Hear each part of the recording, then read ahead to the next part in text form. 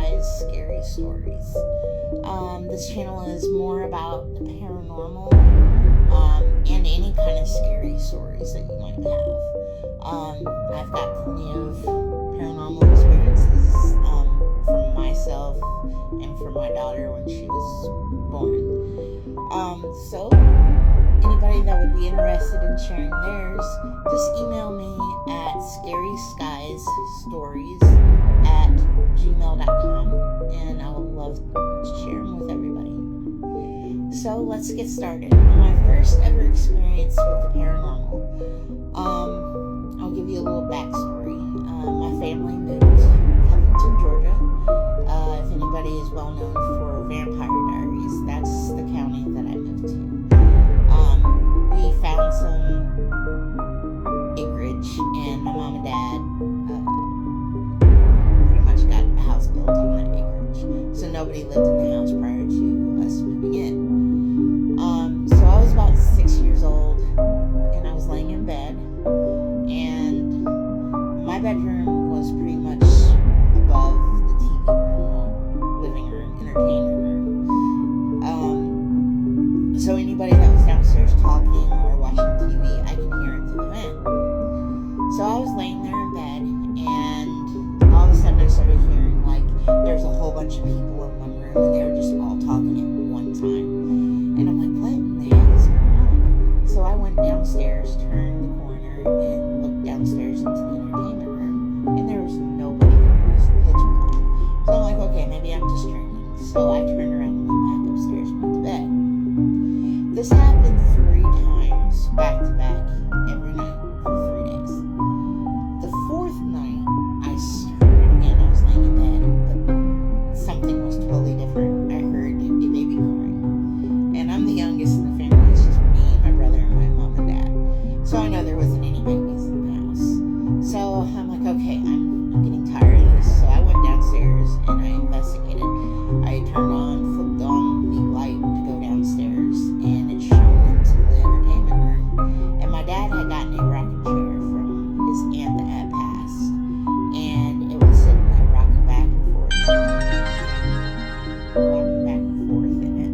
I flew upstairs to my mom and dad's room, and I woke my dad up. I was like, Dad, there's somebody here. So he gets up and he goes downstairs. He turned on all the lights. He's like, okay, Elizabeth, there's nothing here whatsoever. So I went back upstairs. He's like, it's just a bad dream. So I've never heard or had any more instances of that ever again. Second experience I was about 10, 11 years old, and I was laying in bed, and I was trying to go to sleep. Just could not go to sleep for some reason. But I just felt like somebody was staring at me. Not like scary, like, but it was just like someone's just looking at me. So I turn and I look at the doorway, and there's this 80-year-old, maybe 85-year-old man standing there. And he was in a red and black checkered long sleeve shirt, and he had black tweed pants and a hat, and he had suspenders on, and he was just looking at me. And once he noticed that I was looking at him, he just smiled a little bit, and he turned and walked towards my brother and my parents and stuff. And then he came back, and he stopped in my doorway again and looked at me. He didn't scare me whatsoever. It just felt like, he was protecting me for some reason. Like a grandfatherly figure.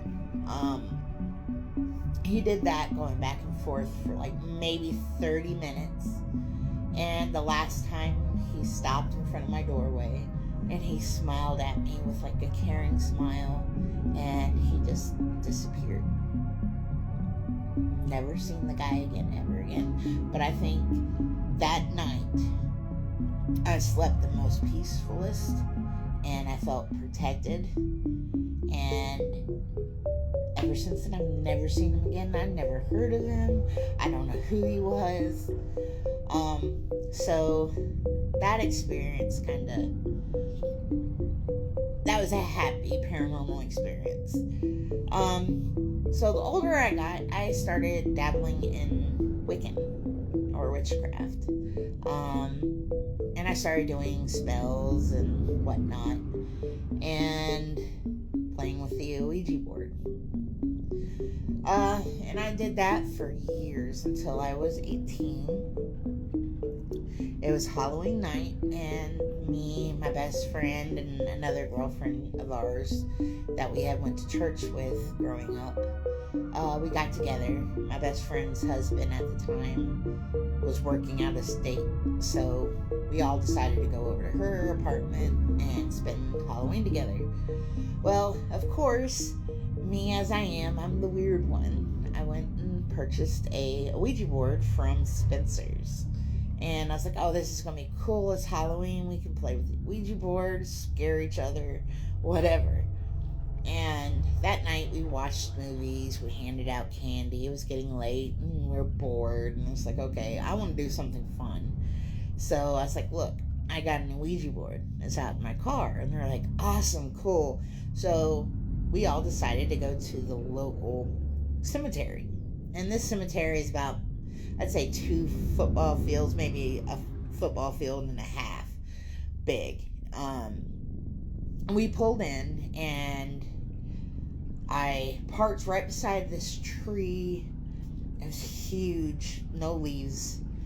So it was a full moon, and we sat down right underneath that tree with the moon shining, and we could see the board and everything. And we were all 3 of us sitting around the board, and we were asking goofy little things girls do, like who's gonna be my next boyfriend and all different kinds of stuff like that. Well, our girlfriend asked the board,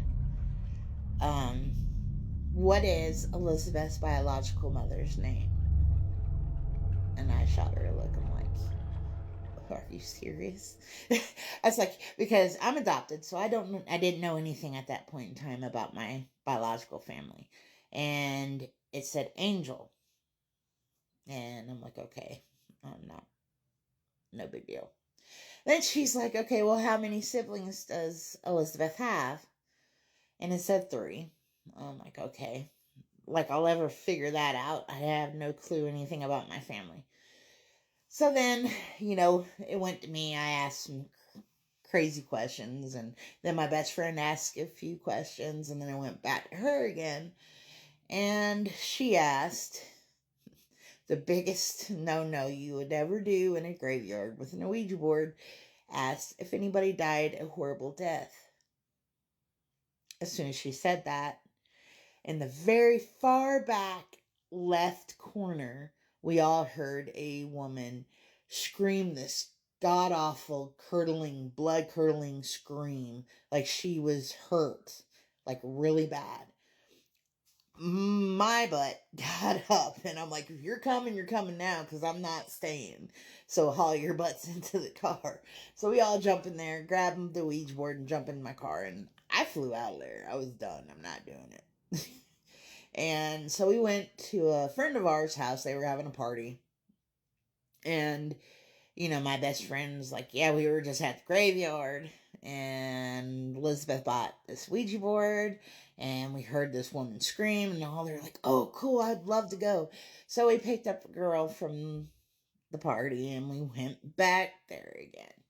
And this time, we were all sitting at the same spot that we were at before, and we were all asking questions, and all of a sudden, it sounded like on the right side, it was like some shrubs, like shrubage, and I saw this black figure, like it was like crawling on its hands and knees, humanoid figure, but I couldn't see any features. It was just all black.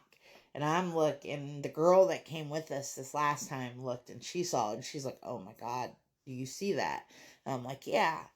And I was like, okay, it's done. We're done. I'm not playing with this thing anymore. I'm good. We go back to my best friend's house, and we laid down and went to bed. And at the good old time, around, say, 4 o'clock in the morning, I got woke up to hearing that woman screaming again in my best friend's house. Stay tuned to part 2.